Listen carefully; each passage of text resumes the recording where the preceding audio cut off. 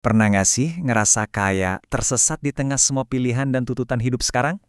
Kayaknya banyak dari kita yang ngerasain hal yang sama. Nah, hari ini kita bakal coba bedah kerangka berpikir dari kreator Ferry Irwandi yang bisa jadi semacam kompas buat kita semua. Oke, semuanya ini berawal dari satu perasaan yang kayaknya kita semua pernah ngalamin deh. Ini pertanyaan gede banget kan?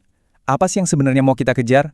Kalau pertanyaan ini lagi ada di kepala kamu, tenang, kamu nggak sendirian kok. Ini wajar banget. Untuk itu, kita akan pakai perjalanan Ferry Irwandi bukan buat ngebahas biografinya ya, tapi lebih sebagai sebuah studi kasus, sebuah contoh gimana cara seseorang menavigasi pilihan-pilihan sulit dalam hidup. Oke, kita mulai dari keputusannya yang paling besar, sebuah lompatan karir yang pertaruhannya nggak main-main.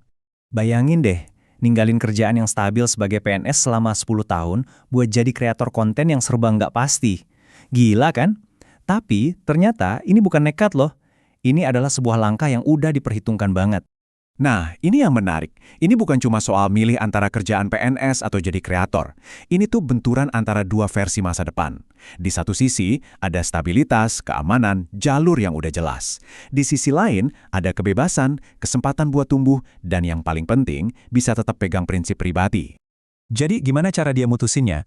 Keputusan sebesar ini dia pecah-pecah jadi langkah yang lebih kecil. Pertama, dia hitung dulu secara finansial. Masuk akal nggak? Kedua, dia timbang semua untung ruginya. Dan yang ketiga, yang gak kalah penting, dia diskusi sama keluarga, sama orang tua dan istrinya. Dan ini kuncinya. Persiapan yang matang itu yang ngebedain antara nekat yang ceroboh sama langkah berani yang penuh perhitungan. Tapi, begitu lompatan ini berhasil, permainannya langsung berubah total. Kenapa? Karena begitu kita dapat perhatian dari banyak orang, di situ muncul sebuah tanggung jawab yang luar biasa besar. Ferry bilang, kutipan legendaris dari paman Ben ini sekarang bukan cuma buat superhero di film aja. Di era kreator sekarang, perhatian dari audiens itu ya kekuatan.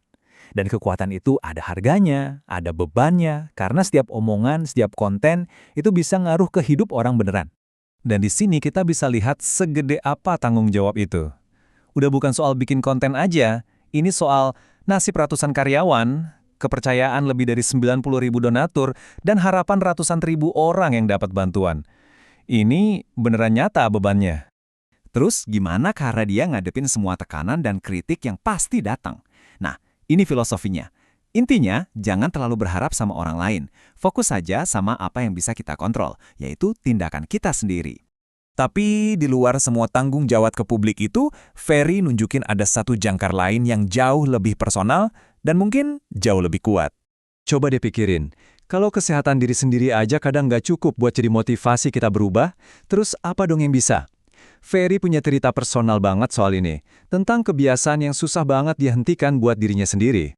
Jadi dia ini perokok berat selama bertahun-tahun. Udah diperingatin soal resiko kesehatan pun tetap aja susah berhenti. Tapi semua berubah pas anaknya sakit. Dokternya bilang bapak harus berhenti merokok. Tiba-tiba tanggung jawab kesehatan anaknya jadi satu-satunya alasan yang cukup kuat. Dan saat itu juga dia berhenti. Pada akhirnya, dorongan terkuatnya itu datang dari rasa kewajiban ke keluarga yang dia bangun sendiri. Itulah kompas utamanya. Nah, dari semua ini, kita sampai ke nasihat terakhir dari Ferry. Dan yang satu ini mungkin bakal bikin kita kaget, karena benar-benar kebalikan dari yang sering kita dengar. Aneh banget kan? Padahal kita semua, dari kecil sampai sekarang, selalu disuruh buat keluar dari zona nyaman, biar bisa berkembang. Tapi, kenapa ya dia bilang gitu? Jangan-jangan selama ini kita salah kaprah soal apa arti nyaman yang sebenarnya? Nah, begini cara Ferry membaliknya. Menurut dia, pekerjaan yang kamu benci, kondisi di mana kamu mandek dan gak bahagia, itu bukan zona nyaman. Itu justru zona ketidaknyamanan, meskipun rasanya familiar dan kamu udah terbiasa. Jadi, tujuannya itu bukan ninggalin kenyamanan, tapi justru mencari kenyamanan yang sejati.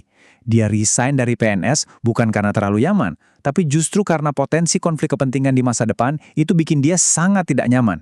Dia pindah untuk mencari kenyamanan yang baru, yang lebih pas buat dia. Dan ini pertanyaan terakhir buat kita renungin sama-sama. Coba deh lihat hidup kita sekarang.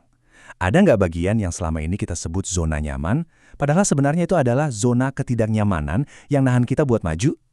Jadi, apa yang sebenarnya kita kejar dan apakah itu kenyamanan yang sejati?